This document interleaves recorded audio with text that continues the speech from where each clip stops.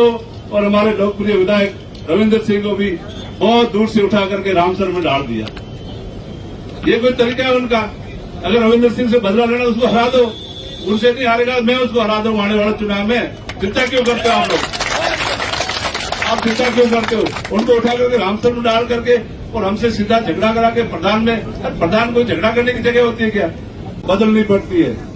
तो पंचायत राज का पुनर्गठन लोगों की सुविधाओं के लिए होता है। पहली लाइन ही उसमें ये लिखी जाती है, जनता की सुविधाओं को और सत्ता का विकेंद्रीकरण करने के लिए नई पंचायतों का या नगर पालिकाओं का गठन किया जाता है। लेकिन ये जो काम हो रहा है एकदम उल्टा काम हो रहा है। हमारे यहाँ नेताजी ने अपने दादाजी के नाम से पंचायत बना दी, अपने संबंधी और सगा के नाम से पंचायत बना दी, जहाँ पर एक भी घर नहीं है, एक भी ढाणी नहीं है और एक भी ऐसा नहीं। और सैकड़ों साल वक्त सेटलमेंट के वक्त के जो गांव बने हुए उन गांवों को उन्होंने छोड़ दिया। उसमें कई और भी गलत काम किए। ऐसे अधिकारियों के नाम से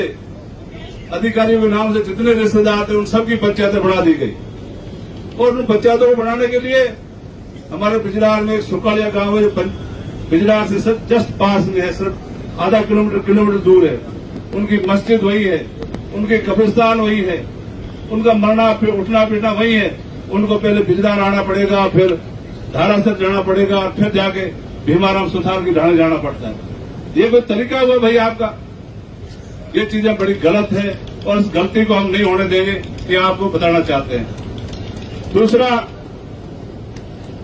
लोगों को परेशान करने के लिए उदाहरण तो मेरे पास पूरा है, मेरे विधानसभा के सभी गांवों की मेरे पास जानकारी भी है।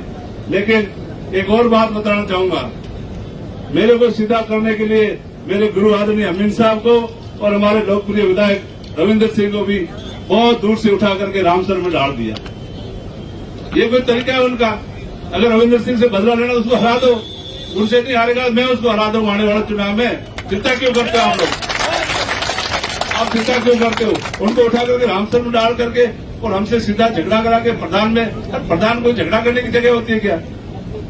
जब उनके काबू में वहां नेता लोग नहीं आ रहे, उनको परेशान करने के लिए जो एक समिति से उठा करके दूसरी समिति में डाला जा रहा है, ये नियंत्रण रूप से गलत है।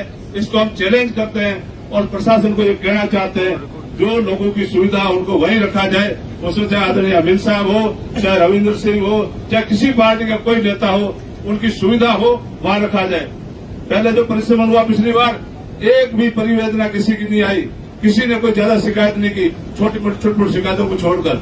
इस बार आप देख रहे होंगे, मैं पत्रकार बंधुओं को बताना चाहूंगा, कलेक्ट्रेट में हमेशा हजारों विषय के लोग आते हैं और प्रशासन ने भी पता नहीं क्यों इतना क्या दबाव इनके ऊपर आंखें मूंद ली है। पहले का 2500, फिर का 2000, फिर का 10% छूट, फिर का 20% छूट, अब 1200 पे आप पंचायत बढ़ा रहे हो। हाँ, विशेष परिस्थिति में आप बढ़ा सकते हो, ऐसी कोई परिस्थिति नहीं। बिना परिस्थिति के, बिना कोई जरूरत के आप नई पंचायतें बढ़ाने के लिए लोगों को परेशान कर रहे हैं, जनता को परेशान कर रहे हैं। किसी नेता को परेशान करें उससे कोई फर्क नहीं पड़ता, जनता को परेशान करना गलत है। और ये संवैधानिक जो हक है जनता का विरोध करने का, आप सावधान रहे, समझ जाए, इनको ठीक करें, इन लोगों की भावनाओं का कदर करें, इनको सुने। अगर इनको नहीं सुनेंगे तो बहुत बड़ा आंदोलन होगा। और आने वाले समय में जिस पार्टी के पता नहीं क्या क्या नाम रख रखे हैं, कोई पावर सेंटर, कोई सुपर सेंटर, ये power centre super centre permanent नहीं होते भाई। कर्नल सोनाराम जी भी MP रहे, MLA रहे, कई पदों पे रहे, ये भी कहते थे, लेकिन आज अपने बीच में है, इतने सीनियर आदमी है, इनकी भी कोई शिकायत तो बताओ आप। इन्होंने भी की है ना, पहले परिसीमन किए होंगे, पुनर्गठन किए होंगे, कोई शिकायत नहीं आती थी, लोगों की सुनते थे।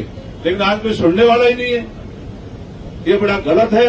मैं आप सब साथियों को बताना चाहूंगा, अभी थोड़ी देर बाद में अपन ज्ञापन देने चलेंगे।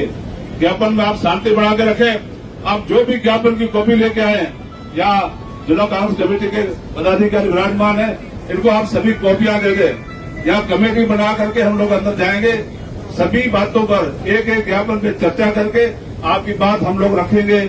और उम्मीद है यहाँ की कलेक्टर महोदया इंडिया की टॉपर IAS में से एक है, वो हमारी बात सुनेगी और न्याय करने की हम उनसे उम्मीद करते हैं। अगर न्याय नहीं करते तो फिर देखेंगे पुनः आप इतनी भारी संख्या में पधारे। आप सबका बहुत बहुत धन्यवाद, शुक्रिया। जय